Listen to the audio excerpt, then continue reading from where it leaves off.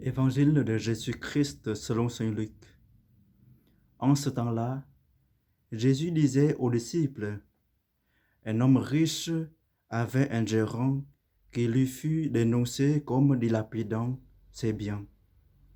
Il le convoqua et lui dit, qu'est-ce que j'apprends à ton sujet? Rends-moi les comptes de ta gestion, car tu ne peux plus être mon gérant. Le gérant se dit en lui-même, que vais-je faire puisque mon maître me retire la gestion?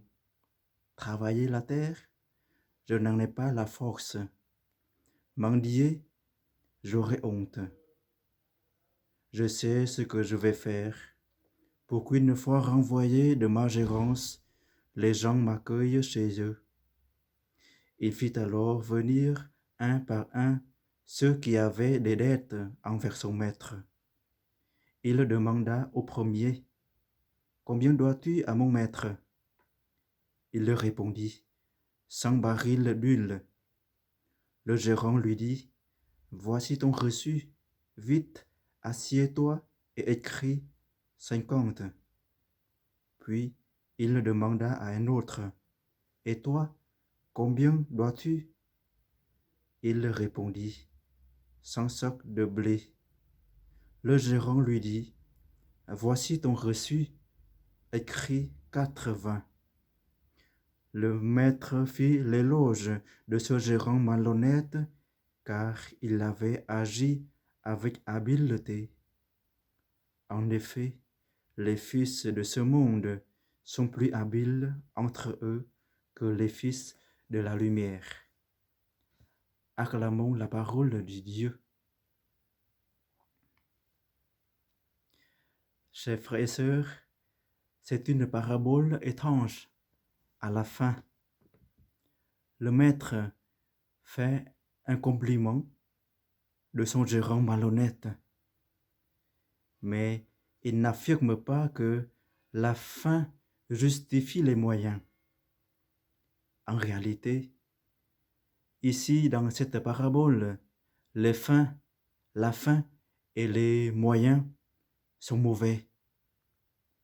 Le maître ne fait pas de compliment de sa malhonnêteté, mais il lui félicite de son habileté.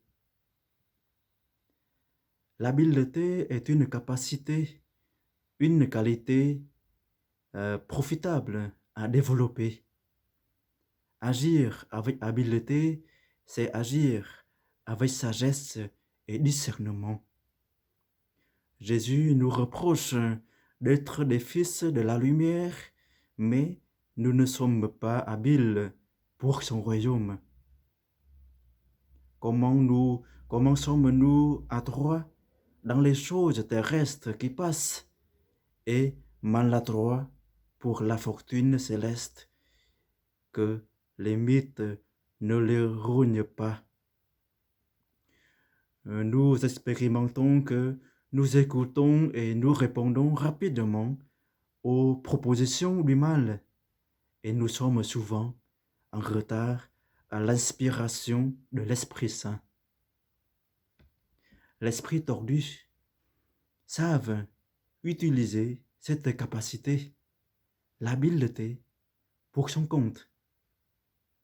Jésus observe et il nous avertit encore aujourd'hui la mauvaise conduite des hommes.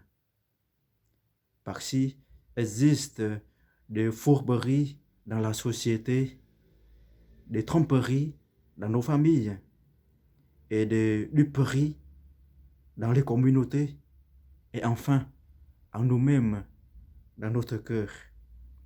Par là, l'esprit du malin insère dans nos cœurs pour nous montrer les bénéfices que nous pouvons obtenir. Une place d'honneur dans la communauté au détriment de la dignité humaine et chrétienne. L'avancement en rade dans l'association poussée par la flatterie ignoble. La voie du mensonge parle et crie au fond de notre conscience sinueuse que les péchés sont pardonnables par un Dieu miséricordieux. Jésus veut que nous soyons habiles. Il veut que nous saisissions l'opportunité pour lapider, car Dieu est riche. Il nous encourage de dilapider la fortune de Dieu, de son Père, et aussi les biens que Dieu nous distribue comme talent, comme les dons, comme la richesse spirituelle.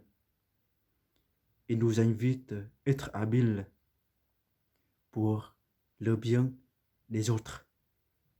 Ce que nous avons écouté à la télé ces jours-ci, il y a des associations, surtout des fleuristes qui sont, au lieu de jeter les fleurs dans la poubelle, ils font les bouquets et ils offrent comme cadeau aux soignants, aux docteurs, au personnel qui travaille à l'hôpital comme un cadeau. Vous voyez, au lieu de jeter dans la poubelle, ils sont habiles dans leur manière, dans leur gestion des biens aussi. L'habileté divine, c'est-à-dire l'habileté éclairée par l'Esprit Saint, est le moyen par excellence pour atteindre la fin ultime. C'est la perfection de la charité. Et le compte que nous devons rendre à Dieu aujourd'hui, ce sont les biens que nous avons dilapidés pour les autres.